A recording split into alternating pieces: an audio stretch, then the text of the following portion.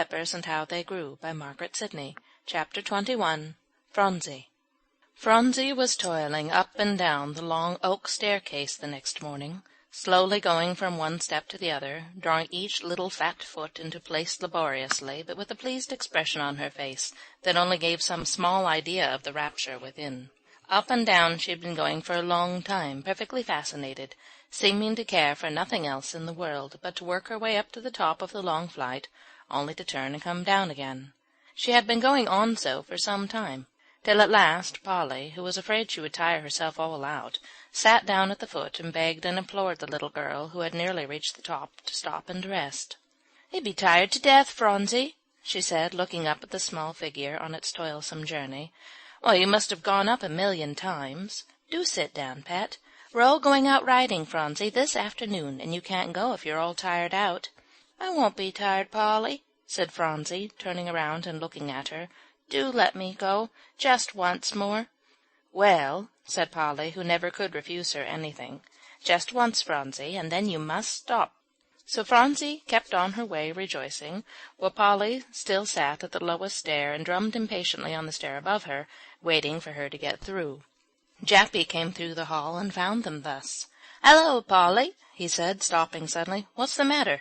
"Oh, Phronsie's been going so," said Polly, looking up at the little figure above them, who had nearly reached the top in delight, "that I can't stop her. She has, really, Jappy, almost all the morning. You can't think how crazy she is over it." "Is that so?" said Jasper, with a little laugh. "Hello, Phronsie. Is it nice?" And he tossed a kiss to the little girl, and then sat down by Polly.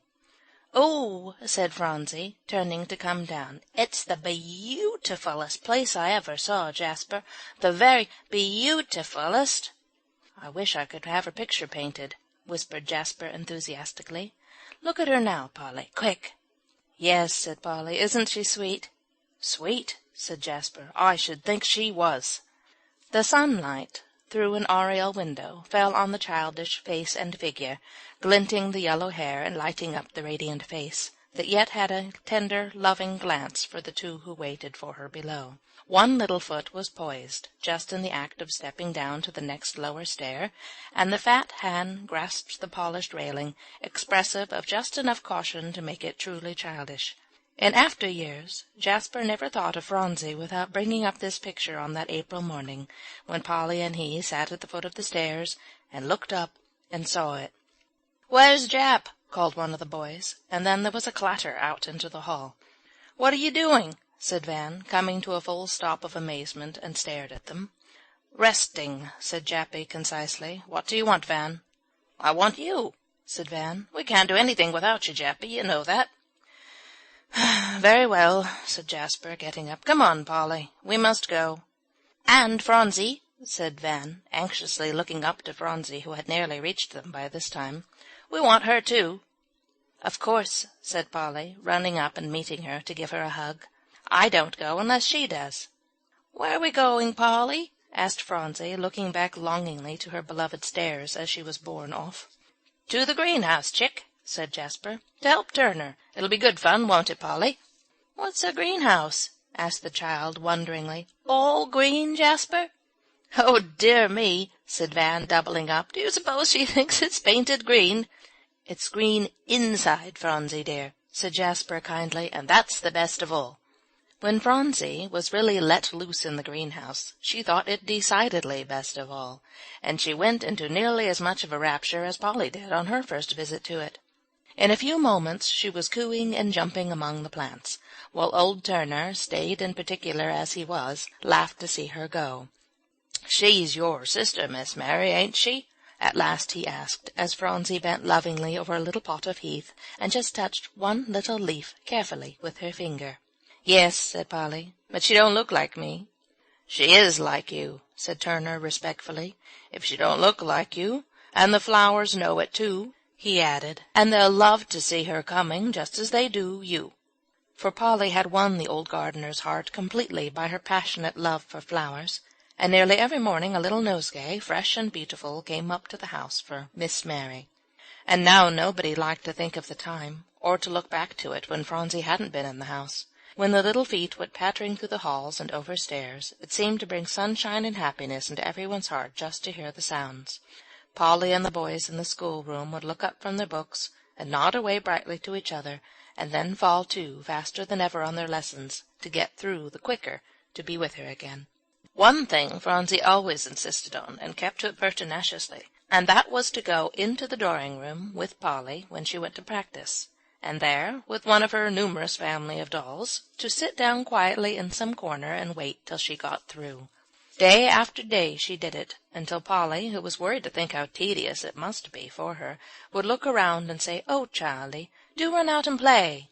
"I want to stay," Phronsie would beg in an injured tone. "Please let me, Polly." So Polly would jump and give her a kiss, and then, delighted to know that she was there, would go at her practising with twice the vigor and enthusiasm. But Phronsie's chief occupation, at least when she wasn't with Polly, was the entertainment and amusement of Mr. King, and never was she very long absent from his side, which so pleased the old gentleman that he could scarcely contain himself, as with a gravity befitting the importance of her office she would follow him around in a happy, contented way that took with him immensely.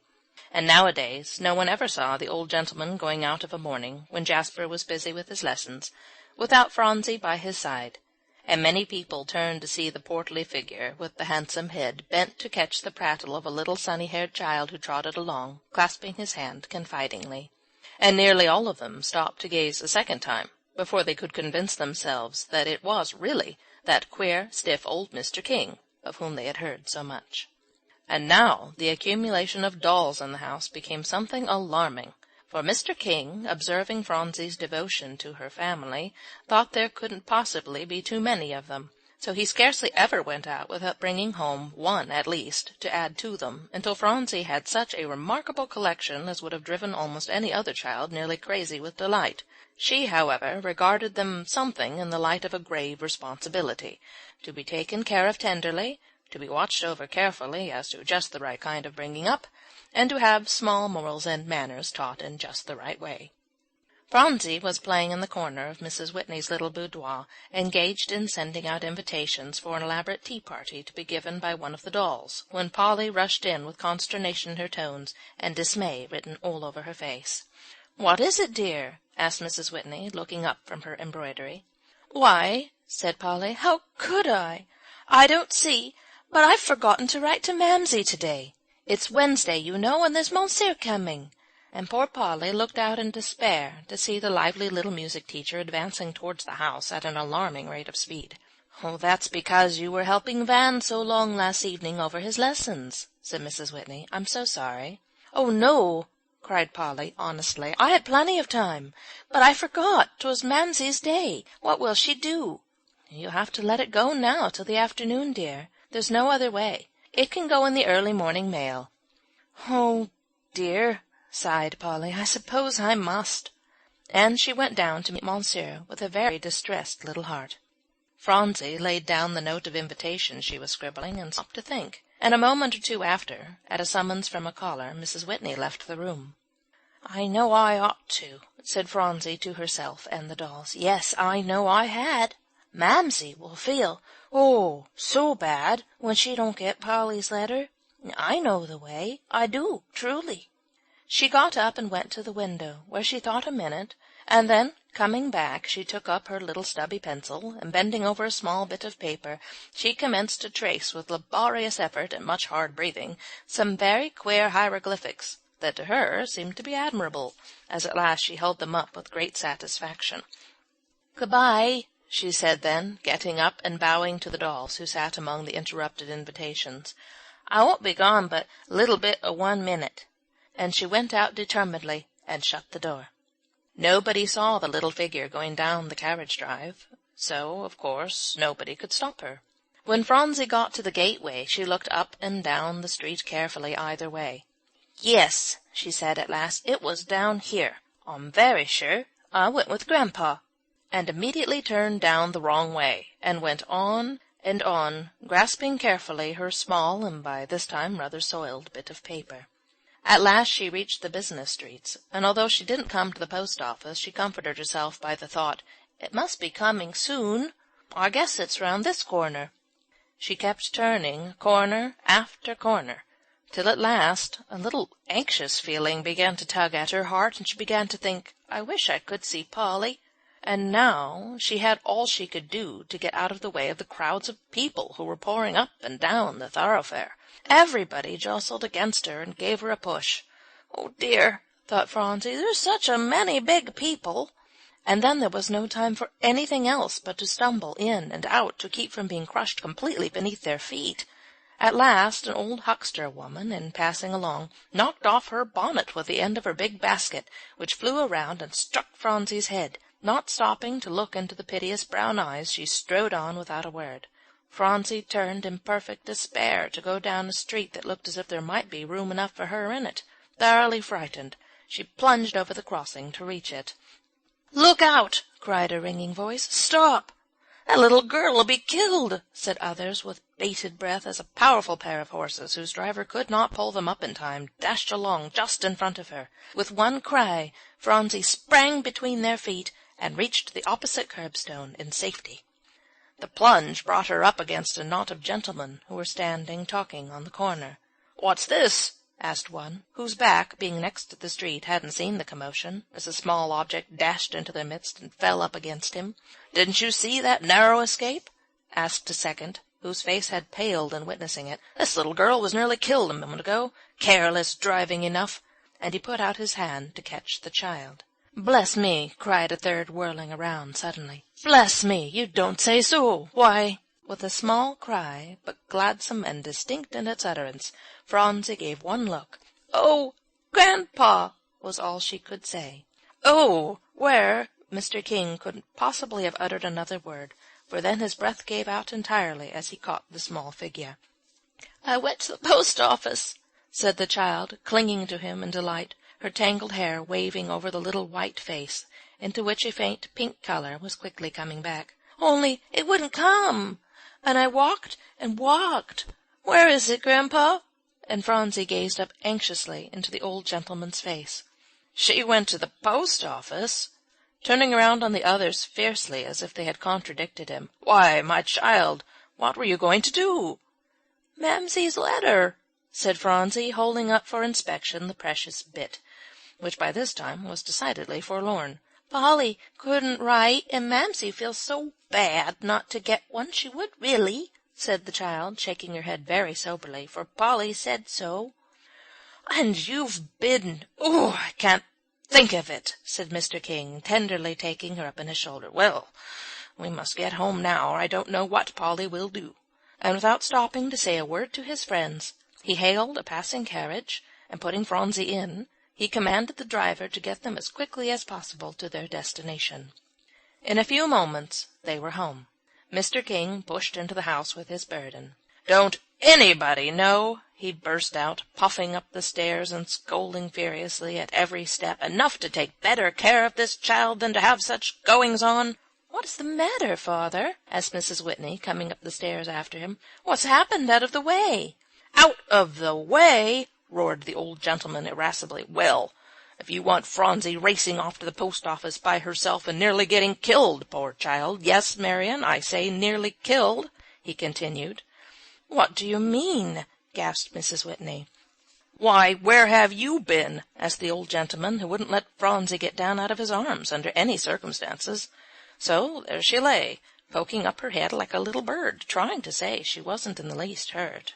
"Where's everybody been, not to know where she'd gone?" he exclaimed. "Where's Polly and Jasper and all of 'em?" "Polly's taking her music lesson," said Mrs. Whitney. "Oh, Phronsie, darling!" And she bent over the child in her father's arms and nearly smothered her with kisses. "'Twas a naughty horse," said Phronsie, sitting up straight and looking at her, "or I should have found the post office. I lost my bonnet, too," she added, for the first time realizing her loss, putting her hand to her head. "Bad old woman knocked it off with a basket, and now Mamsie won't get her letter." And she waved the bit, which she still grasped firmly between her thumb and finger, sadly toward Mrs. Whitney. "Oh, dear," groaned that lady, "how could we talk before her? And who would have thought it? Darling," and she took the little girl from her father's arm, who at last let her go, "don't think of your mamma's letter. We'll tell her how it was. and she sat down in the first chair that she could reach, while Phronsie put her tumbled little head down on the kind shoulder and gave a weary little sigh. "It was so long," she said, "and my shoes hurt." And she thrust out the dusty little boots that spoke pathetically of the long and unaccustomed tramp. "Poor little lamb," said Mr. King, getting down to unbutton them. "What a shame," he mumbled, pulling off half of the buttons in his frantic endeavors to get them off quickly. But Phronsie never heard the last of his observations, for in a minute she was fast asleep. The tangled hair fell off from the tired little face, the breathing came peaceful and regular, and with her little hand fast clasped in Mrs. Whitney's, she slept on and on. Polly came flying upstairs, 2 or 3 at a time, and humming a scrap of her last piece that she had just conquered.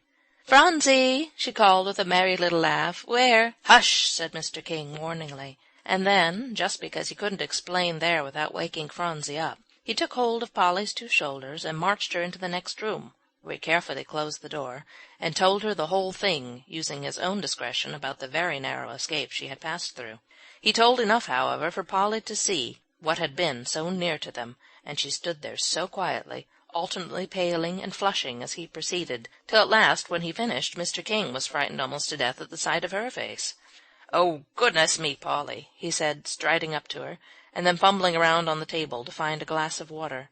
"You are not going to faint, are you? Phronsie's all well now. She isn't hurt in the least, I assure you, I assure you. Where is a glass of water?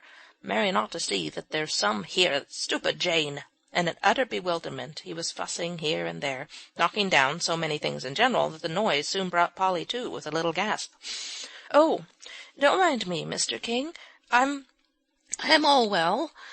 "So you are," said the old gentleman, setting up a toilette bottle that he had knocked over. "So you are. I didn't think you'd go and tumble over, Polly, I really didn't." And he beamed admiringly down on her. And then Polly crept away to Mrs. Whitney's side, where she threw herself down on the floor to watch the little sleeping figure. Her hand was gathered up into the kind one that held Phronsie's, and there they watched and waited. "Oh, dear," said Phronsie suddenly, turning over with a little sigh and bobbing up her head to look at Polly. "I'm so hungry. I haven't had anything to eat in ever so long, Polly." And she gazed at her with a very injured countenance. "So you must be," said Mrs. Whitney, kissing the flushed little face. "Polly must ring the bell for Jane to bring this little bird some crumbs." "Can I have a great many?" asked Phronsie, lifting her eyes with the dewy look of sleep still lingering in them. "As many as 2 birdies?" "Yes, dear," said Mrs. Whitney, laughing. "I think as many as 3 little birdies could eat, Phronsie." "Oh," said Phronsie, and leaned back, satisfied, while Polly gave the order, which was presently followed by Jane with a well-filled tray. "Now," said Jappy, when he heard the account of the adventure, "I say that letter ought to go to your mother, Polly." "Oh," said Polly, "it would scare Mamsie most to death, Jappy." "Oh, don't tell her the whole," said Jasper quickly. "I didn't mean that, about the horses and all that. Only enough to let her see how Phronsie tried to get it to her." "I'm going to write to your brother Joel," said Van, drawing up to the library table. "I'll scare him, Polly, I guess. He won't tell your mother." "Your crow tracks would scare him enough without anything else," said Percy pleasantly, who really could write very nicely, while Polly broke out in an agony. "Oh, no, Van, you mustn't, you mustn't." "If Van does," said Jasper decidedly, "it'll be the last time he writes to the Brown house. I can tell him, and besides he'll go to Coventry." This had the desired effect. "Let's all write," said Polly. So a space on the table was cleared, and the children gathered around it, when there was a great scratching of pens and clearing of ideas, which presently resulted in a respectable budget of letters, into which Phronsie's was lovingly tucked in the center, and then they all filed out to put into the letter box in the hall, for Thomas to mail with the rest in the morning. End of chapter 21.